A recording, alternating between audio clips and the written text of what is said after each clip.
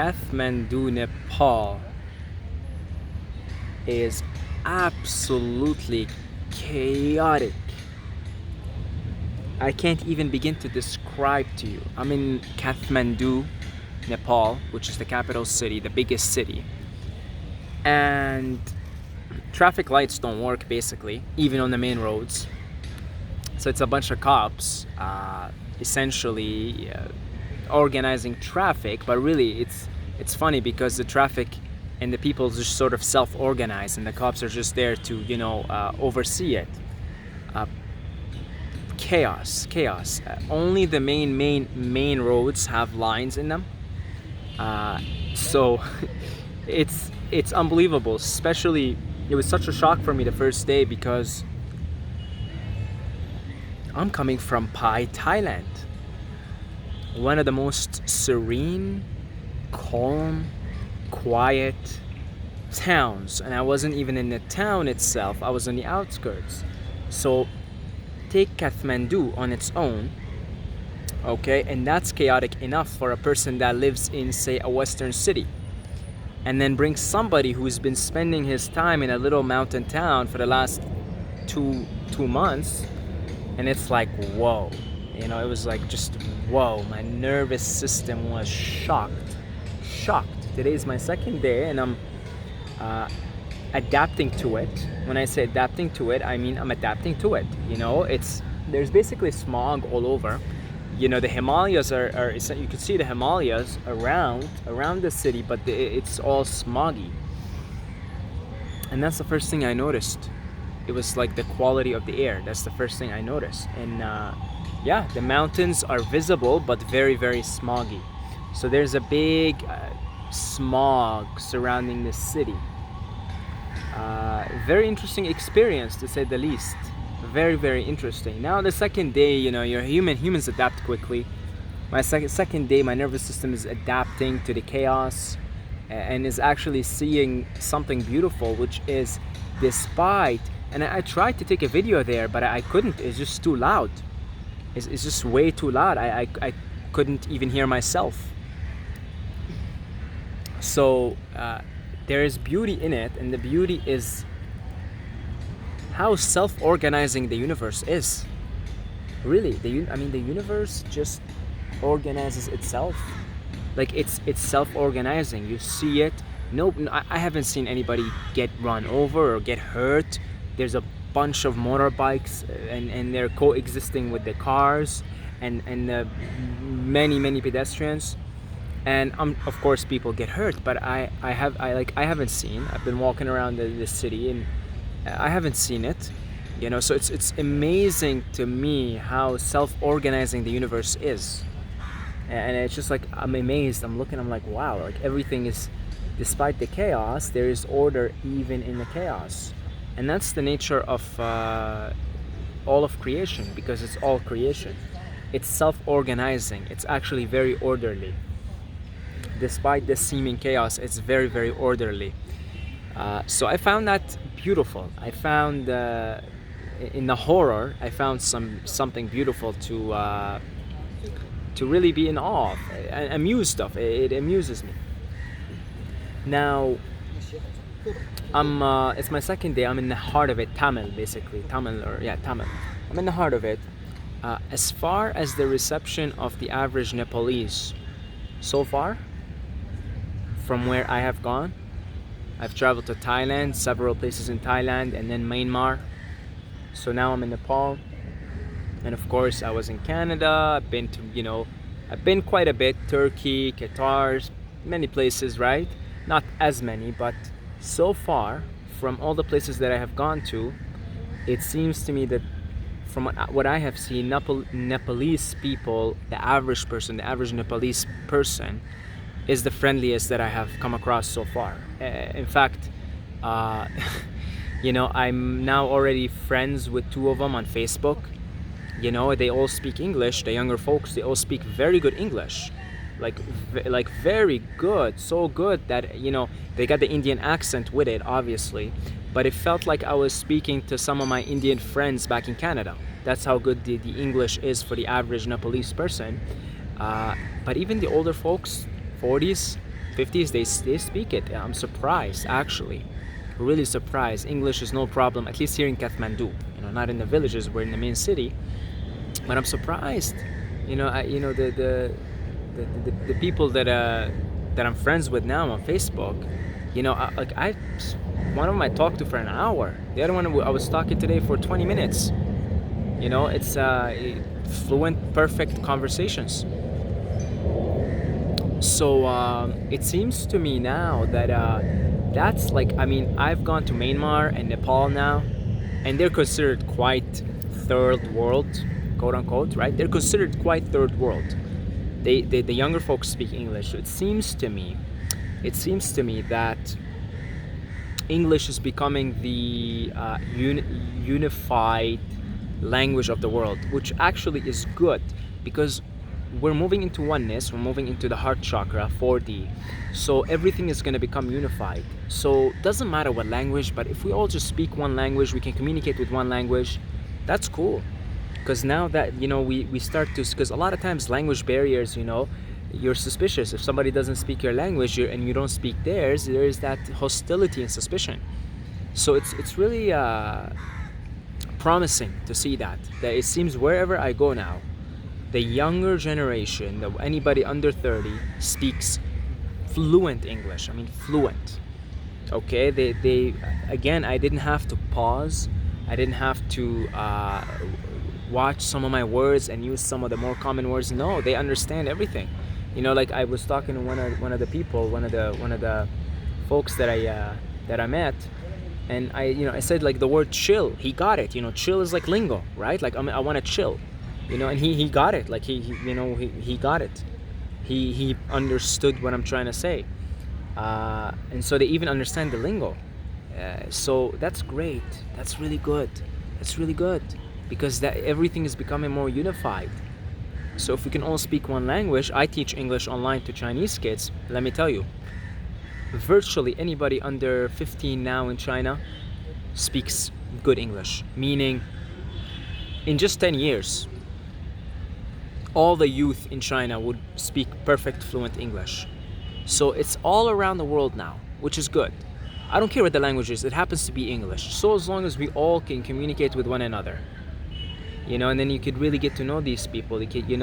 So it's really good. I love that. I really am warmed by Nepalese people. I really am. So far, the friendliest. I walk into a supermarket. Like I walked into the supermarket just now to get water, and I walk in with a big smile, namaste, So, but they're just so receptive, and they so many of them ask me, where do you come from? What are you doing here? Where are you going? It's like they ask. They're actually inquisitive and interested, and so I love it. I love it. What else so far? Yeah. So, word to the wise: if you're passing by any city, but especially if it's very chaotic, okay? The first thing that I did before arriving here is I checked out the nearest parks. Okay, I checked out the nearest parks. So I'm right now in a place called Garden of Dreams. You actually have to pay an entrance fee and everything. They got cafes and everything. But yeah, I'm gonna come here to spend the day now. Get some sunshine. So I checked the nearest park. This is a mistake I made in Yangon. Is I didn't do that. I didn't go to a park. I was in this city for like 5 days in a row without any contact with the earth, without contact with the elements. Nothing like that. No trees around, no serenity, no calmness in nature. And I was eating like shit, basically. I was just going to restaurants and eating whatever. I got like sick. I haven't got sick in 4 years. But my electromagnetic field was so compromised due to lack of contact with the elements and due to less than optimal diet. I got sick. Like I haven't got sick in 4 years. Sick. Like fever and stuff. So I learned my lesson. So now, whenever I'm passing by a city, because wherever I go, like if I want to go to the mountains here, I have to pass by like Kathmandu. That's the only big airport where you can come in, international airport. So if you're traveling, you will be passing by large cities. You will be. So, and you will be staying in some of them for 2, 3, 4, 5 days sometimes, even more sometimes. So what you ought to do is, before you book a hotel, before I booked a hotel, I found the nearest park, Garden of Dreams. I said, okay, it's only 15-minute walk from my hotel, so I knew exactly what I'm gonna do the next day. You know, yesterday I went through 2 airports and all the radiations and everything, and I was like sleep deprived. The flight was really early, so I knew next day I have to come and balance my energy field. So I come here and I balance my energy field. You know, the grounding with the earth, just being around trees. Got some nice big trees here. Everybody's hanging out. Everybody's just chilling. So it's a chill vibe. You know, it's a chill vibe. You get the birds singing and everything, flowers, water, the sound of water. So it's like it's built to be a little refuge from the again, the madness of Kathmandu, the madness. When I went to Yangon, Myanmar, I thought like, well, it doesn't really get much more chaotic and crazy than that. Kathmandu, Nepal says that's cute, and I'm sure this is like a little, because Kathmandu at the end of the day is a city of a million and a half people, so I'm sure certain cities in India specifically, and maybe not China, India, will even look at Kathmandu and say that's cute, and I'll have to explore that again, because I just it's good to get exposed to the world and how people live. But again, you don't have to hate it and judge it. Just observe it, and you'll always find a refuge somewhere, a park somewhere. That's my advice here. Is whenever you're passing by a big city, and make sure your hotel is within a walking distance to some nearest refuge park type of thing, where nature is honored, and you could take off your shoes and you could ground, and you could get some sunshine and just lay on the grass, enjoy the sounds of the water, enjoy the sounds of the birds, just feel the vibe of the place, because everyone here is chilling. Like, it's just everybody's chilling, right? So it's a chill vibe. I'm not speaking loud because there's everybody's chilling, so I don't want to disturb the peace. And yeah, I'll be hanging out here the next few hours, actually, just to again release those positive ions and balance the electromagnetic energy and get some sunshine on my skin, because I didn't get that yesterday. I try to get it every day. Tomorrow I'm going to the outskirts of Kathmandu, near a forest, and I'll be doing some hiking. Nothing major. I am not sure if I'm going to do any major hike here. I haven't decided at all what I'm going to do. But I'm going to the outskirts of Kathmandu. I'll be spending the weekend to teach, and then we'll see.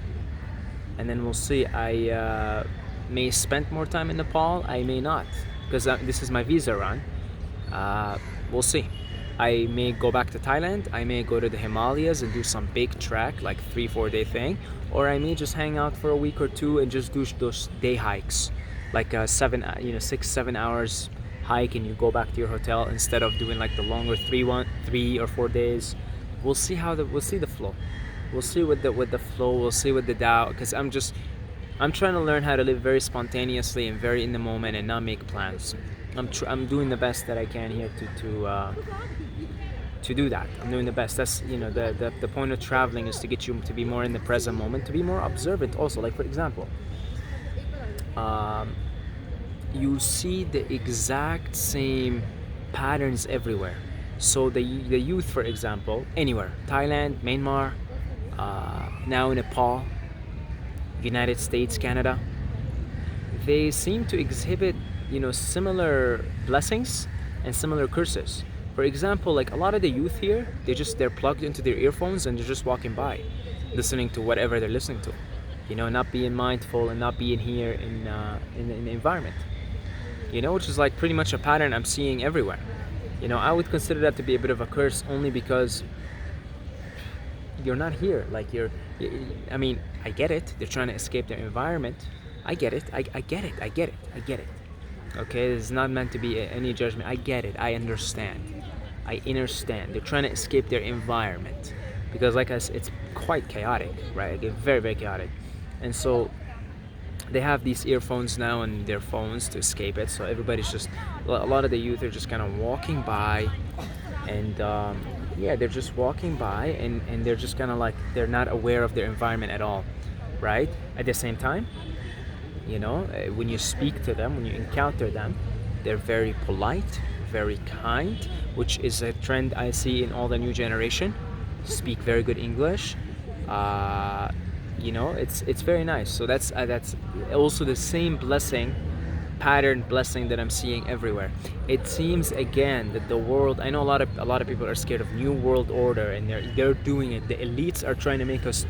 It's like, no, actually, no, not at all. Everything is becoming unified, and I'm seeing that the youth everywhere is just beginning to exhibit patterns similar patterns, because everything is becoming unified, because we're moving to the fourth chakra, to the fourth density as a planet, you see. So yeah, it's really if you ever get a chance or ever pass by Kathmandu, you'll be in for let's say a treat, an interesting treat, okay?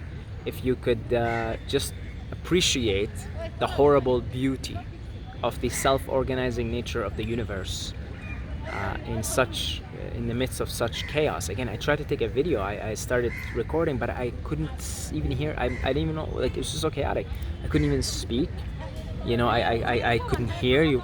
I don't think you could even hear me in the video. But yeah, I think also the conclusion is, when you go somewhere chaotic and isolated from nature, make sure wherever you go, because anywhere you go, you will have some kind of refuge. You know, the light is always there. There will always be some park, some refuge. Like, I'm lucky enough that our house in Qatar, when I visit, we're beside a really big park, walking distance. So I know where my refuge is for the time that I go. So always keep your refuge at hand. Always keep it with you. You know, go to a park and just relax in there. So today I'm just relaxing here, hanging out, making some videos until I go to the outskirts tomorrow. I'm going near a forest. So then I'll be hanging out there for a few days, and then we'll see. I came here, I was in the mindset of doing lots of big hikes and stuff.